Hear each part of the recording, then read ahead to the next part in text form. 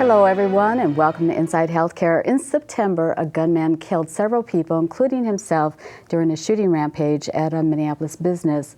His family said he had struggled for years with mental illness. Now, violence in people with mental illness is extremely rare, but if you or someone you love is experiencing a mental health crisis, you should know there is help available, regardless of your ability to pay. The Urgent Care for Adult Mental Health is one of the first mental health urgent care centers of its kind in the nation. For immediate mental health support 24 hours a day, 7 days a week, you can call 651-266-7900. Again, that number is 651-266-7900. We will repeat that number throughout this program.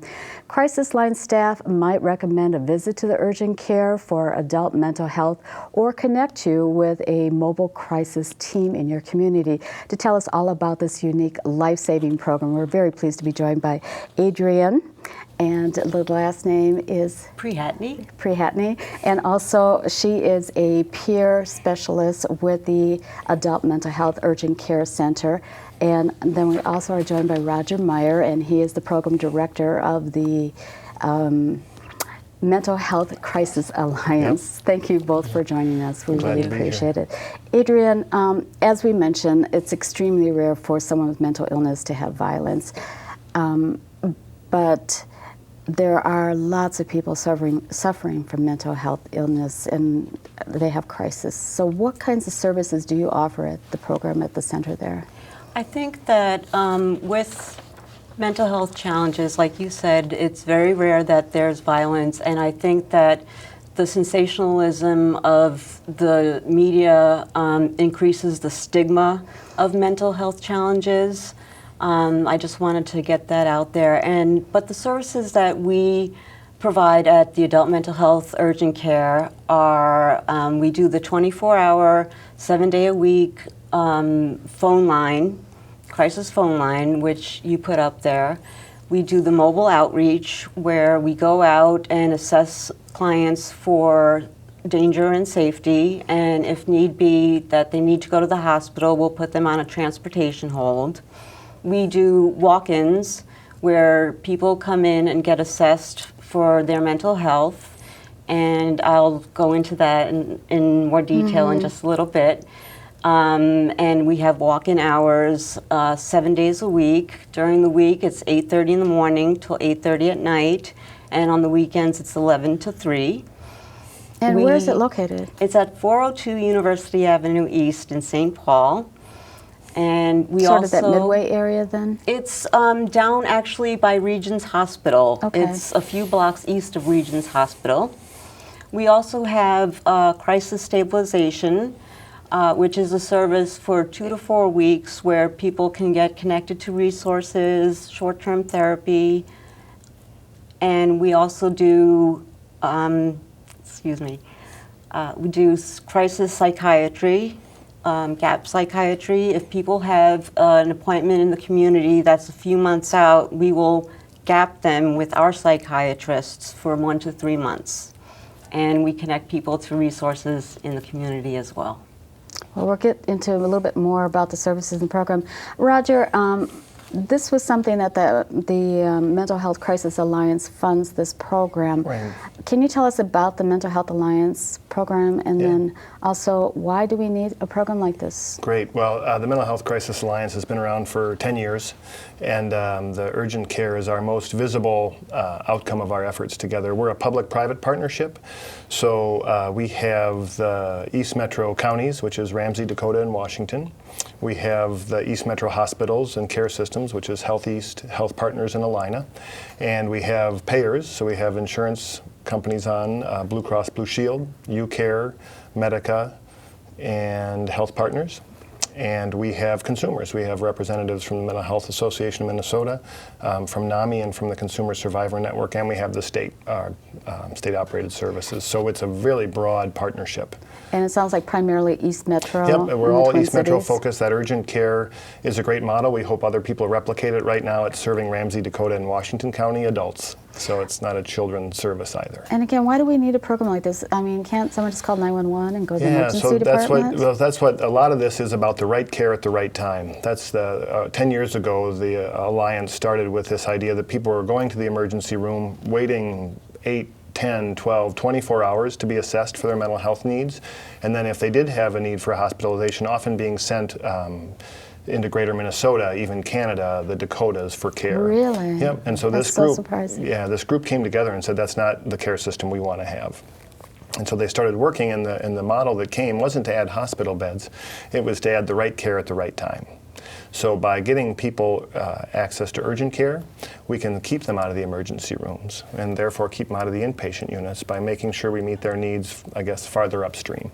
It sounds like it's the kind of care like when you're having a heart attack or a stroke, you need that immediate care. Why is that so important when someone's having a mental health crisis? It's a little bit, so the challenge will be we're trying to find a model that's similar to urgent care and physical health. So if you're in immediate danger with a heart attack, emergency room all the way. If you're having a mental health crisis and you're feeling suicidal or that you might harm someone, you need to go to the emergency room to get assessed, because then you can get that inpatient care you need. If it's not quite that serious, the urgent care can do that assessment and start getting you plugged into a psychiatrist to help with medication, a certified peer specialist to help with support, trained therapists to do some brief therapies. So it really is, a lot of people that go to the emergency room don't need that level of care. They don't have acute medical needs, and they aren't going to get into the inpatient unit. Those are the kind we're trying to get to with the urgent care. So who are we talking about? Well, who's eligible? Who can go there? And at the beginning we said regardless of their ability to pay, who does pay? I mean, how is it covered? Well, we serve adults 18 and over from Ramsey, Dakota, and Washington counties, and we bill insurance, or MA, and we also have a sliding fee scale. So despite any ability to pay, they're welcome to come, and that's how we pay for it. And we don't go after people who aren't able to pay.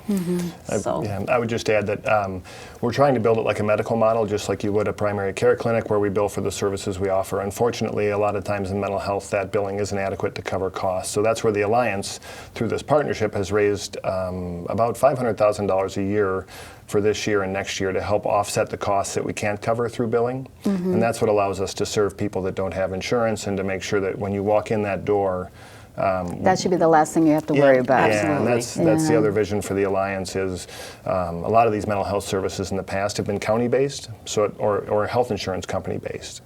It mattered if you were from Dakota County or Blue Cross as to what services you could get. You couldn't get help here, you have to go someplace else. So now this is really blurring those lines, saying when you walk in the door, it's how can we help you, not what county are you from, what insurance do you have. So it's really trying to blur those lines. So when someone goes there, what can they expect?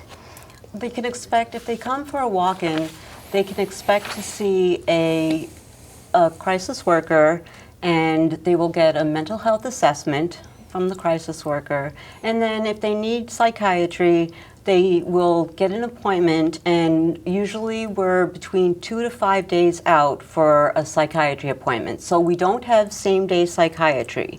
It's usually they will have to come back for their psychiatric appointment. So they'll get the assessment and then they'll come back. Or if they need other services, they will be referred to stabilization. And I forgot to mention that we do have peer support specialists, like myself, that also they can be referred to for additional support. So they can get referred to that as well.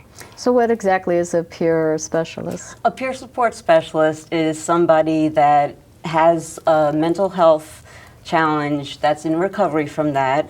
They can also have chemical health challenges as well that they're in recovery from.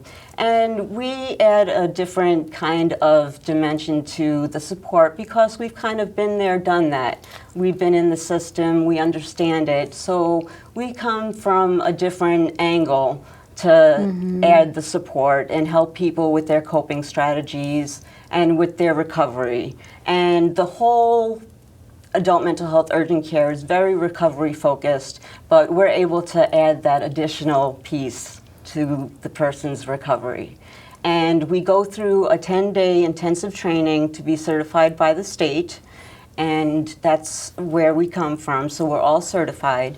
And we are now starting this program with St. Joe's where I'm going to be meeting with their peer specialist to refer their inpatient people to our stabilization team so that we have a warm handoff between their inpatient and our stabilization, so they have a face to the program, so it'll be easier for them to get the services that they need over by us. And that's St. Joe's Hospital in downtown St. Paul that you're referring to. Exactly. And So, go ahead, Roger. What's exciting again with our partnership is that we're piloting it with St. Joe's inpatient.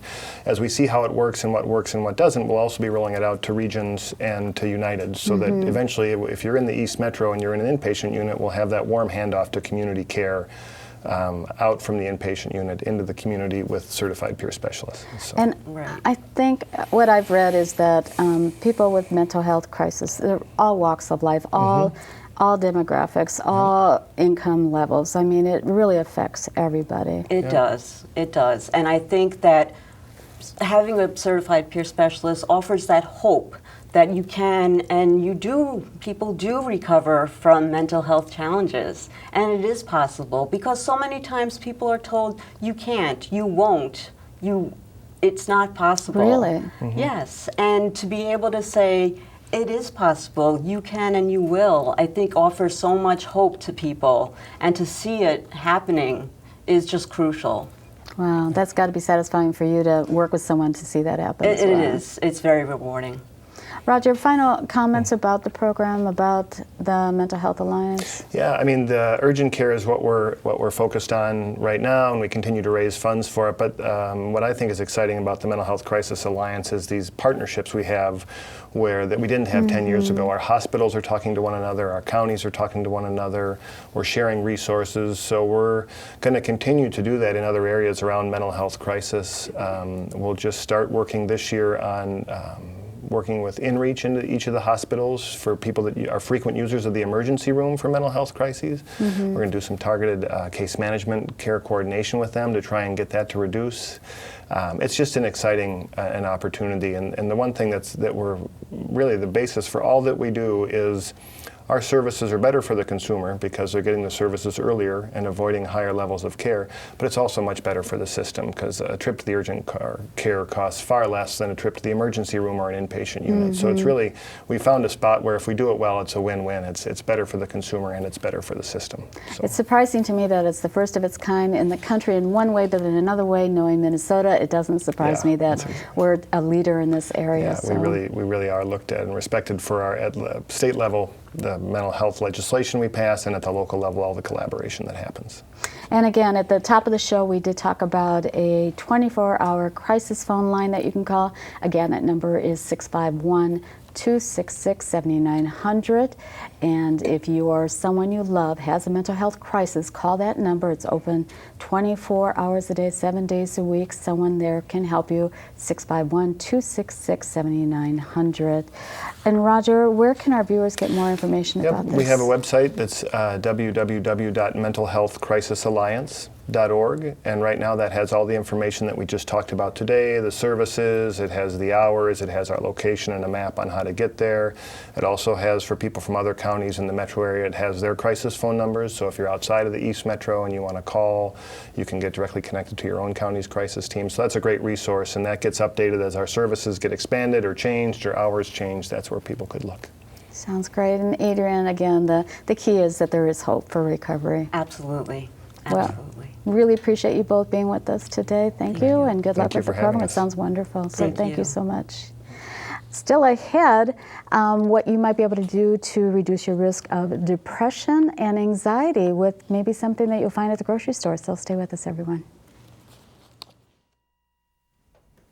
Oh, those boys are much too much. Those boys are much too much. We got the spirit. We're hot. We can't be stopped. We got the spirit. We're hot. We can't be stopped. We're going to beat them and bust them. Beat them. The smallest moments can have the biggest impact on a child's life. Let's get a little bit rowdy. R-O-W-D-Y. Take time to be a dad today. Oh, those boys are much too much. Those boys. Welcome back to Inside Healthcare. Joining me now is someone who's been here, a frequent guest in the past, and we're glad to have her back with us, Leanne Grayview, registered dietitian with St. John's Hospital. Thank you so much for being with us. Happy to be here. Thank you. In this program, we're talking about mental health, illness, and that. And as a dietitian, nutrition, there's things that you can eat that could perhaps fight depression, anxiety, things like that. What are some of those foods that everyone might even have in their cabinet or their refrigerator currently? Well, a lot of us are taking fish oil for various reasons, maybe for cardiovascular health or for joint pain. And a lot of the studies are starting to look at, because fish oil and the consumption of fish and other foods that have the same type of omega-3 fats in them, walnuts is an example, flax, we're hearing a lot about flax being healthy, canola oil, dark greens, and then we're seeing a lot of products that are fortified with omega-3 fats. And so why all the hype around omega-3 fats? We often see a heart on products that have extra omega-3 fats in it, and we're told that flax is very important for our health. And a lot of that has come around with the research that surrounds cardiovascular disease in particular. So for that reason, a lot of people are taking fish oil supplements, or they're taking flaxseed or flaxseed oil supplements. And now the research has turned also to the fact that because omega-3 fats are anti-inflammatory and they actually modulate inflammation in our cells of all our organs and tissues, what application does it have for the brain and the brain health, and therefore the brain metabolism and its regulation of mood and depression? So is it any type of omega-3s that have this effect that we're seeing in the research? Well, when you buy a fish oil tablet, it has the ingredients or the weight of the tablet is listed on the front, and it might say 1,000, 1,200, or 1,400.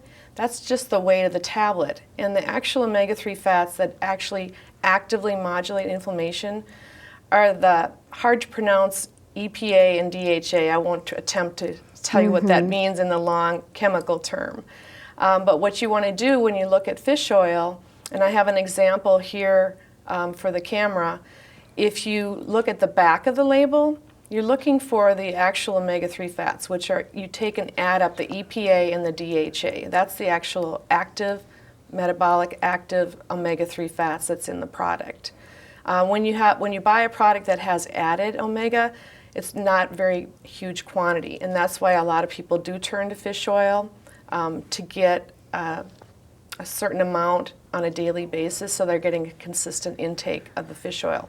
They found that, like for example, I would tell my children, well, when you have a sports injury or your knee hurts, take a fish oil instead of another anti-inflammatory, sort of as a natural remedy. Oh, I've never but the heard that more I before. read and the more I hear about it is if you expect that fish oil is going to have an anti-inflammatory property in your body, you really need to take it consistently. And the studies show that about 1,000 milligrams is a safe dose, and that's where the efficacy comes in with all the research. So on my display, I have 3 different fish oils displayed where you can get out of one tablet either 300 or 500 milligrams of actual EPA plus DHA. And your objective is to take fewer tablets. So you'd have to take 3 if they only had 300 and something of EPA and DHA, whereas you might want to purchase one that has 900 in one tablet. And now you're approaching that level of 1,000. What if you are on antidepressants? Can you be taking this as well, or is there concern about taking them at the same time? I know you're talking natural, but... Right. One of the side benefits or possible risks for some folks is that fish oil does have a slight blood thinning effect.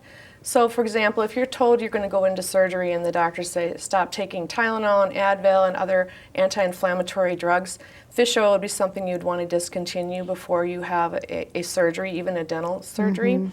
So for that reason, if you're on other medications that affect the thinning of your blood, such as aspirin or warfarin or Coumadin, your doctor needs to be aware that you're considering starting fish oil, because that does impact, not in a huge effect, but it does impact the thinning of the blood. Now, can you get the same effect by adding fish to your diet? And how much do you need to add to your diet? Right, the general recommendation, for example, the American Heart Association says Americans should strive to consume 2 servings at least a week of fish. And when they talk about a serving, it's generally 3.5 ounces per serving. So that would be 7 ounces a week. Now, the people in the Mediterranean, where they've actually found depression in general is less, they're starting to draw a correlation between high consumption in the diet of fish generally and in countries where there's less depression. So they're finding a correlation.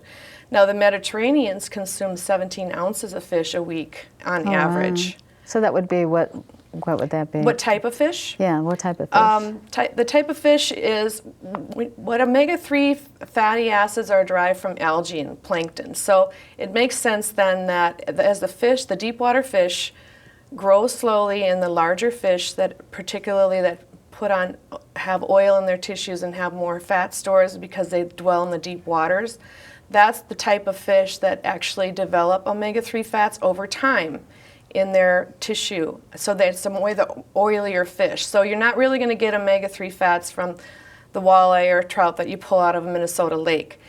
So we always hear about salmon, for example. However, some people are aware that wild-caught salmon is healthier because they've had a chance to feed for a long time in a natural diet in the ocean or a river, as opposed to a fish that's been raised in captivity and hasn't had as long of a lifestyle and doesn't have that natural diet of plankton and algae, where the omega-3 fats actually are derived from. What about concerns with mercury and things like that we hear about? You know, Americans tend to not really consume a lot of fish, especially the type of fish I'm describing, salmon, halibut, mackerel, trout, sardines, and herring. There's not too many Americans that consume large quantities. In fact, they're trying to strive to get in that fish consumption. But in populations where mercury is of concern, for example, pregnant and nursing women or young children, where they wouldn't be as likely to tolerate residual mercury in the fish, they're advised to avoid certain fish that have a higher mercury content by virtue of them being a bigger fish that live in the deep water. Swordfish, for example, tilefish.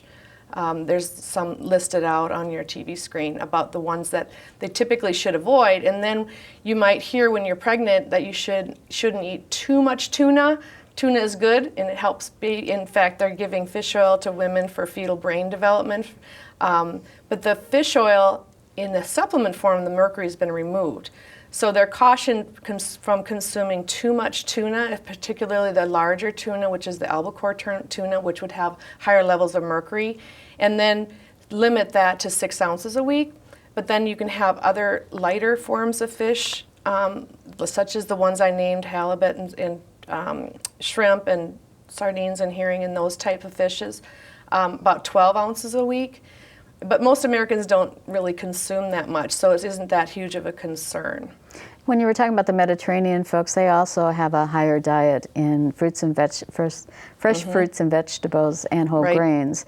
Can those also be alternatives? Do they also contain omega-3s in them? Right. You know, I used to tell my clients that you can consider a flax oil, tablespoon of flax oil, as being equivalent to fish oil, but with further reading and research, they've shown the fish oil to be a little bit more effective in providing the omega-3 fats. So when I mentioned that you look on the back of the label for EPA and DHA on your fish oil supplements, you're not going to see that listed out on, for example, your flax or your walnuts or your canola oil, which are the plant sources of, actually what they provide is a precursor to omega-3 fats. It's called alpha-linolenic acid, ALA, alpha-linolenic acid.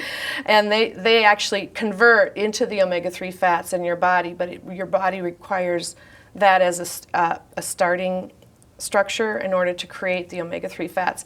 But it doesn't do it with high efficacy. So I consider the foods that I named or that are on your screen, the walnuts and the canola oil and the flax, as being kind of a bonus. But if you want to get a consistent level of circulating omega-3 fats, really a fish oil supplement or plant-derived. They do have plant-derived omega-3s where they're using algae to derive the omega-3s in a supplement form. So you're getting a consistent amount, and then consume those other foods kind of as a bonus, knowing that they're also healthy for you. And they also contain, like for example, flax contains fiber and lots of lignans and all kinds of good stuff for your body. Greens, which are another small source of alpha-linolenic acid, also have all your other antioxidant foods that you mentioned. And then you've got vitamin E in the canola oil, which is an antioxidant. So those are bonus foods. What if you have a hard time tolerating the fish oil tablets? Well, there are the enteric coated so that they don't open up in your stomach, and they are easier digested, and they call it burpless or odor-free. You can also, if you find that you want to use your fish oil but it causes you some reflux, you can put it in the freezer, and it won't open up and be absorbed until it's passed out of your stomachs because it's still kind of in a frozen state. Oh, I hadn't heard that one before. Yeah, although when I've tried that method, I tend to forget to take my fish oil because it's in the freezer. And again, taking these foods, the fish oil tablets, or in eating a lot of the type of fish that you mentioned, these can reduce your risk of having depression? Right, and what the studies are showing is they kind of do two methodologies in the studies. They're looking at populations that are higher risk or have higher levels of clinical depression, such as schizophrenia or suicidal ideation or violent behavior. And they're finding out when they look at the different populations where they might have the same diagnosis, but the people that have worse signs and symptoms of depression, they tend to have lower circulating levels of omega-3 fats. That's one thing that they're finding. And then they're doing trials where they're actually administering 1,000 or 2,000 milligrams of fish oil, or omega-3 fats, I should say, DHA plus EPA. And they're finding that people with the same diagnosis and the same symptoms will have reduced signs and symptoms of depression or fewer complaints. And one of the places that they're looking at that helping in a natural way is during hormonal swings. So you have drastic hormonal changes when you're pregnant and postpartum, because once you deliver, now your hormones are rapidly declining, and that's what they've kind of talked about why postpartum depression comes along so strongly after delivery.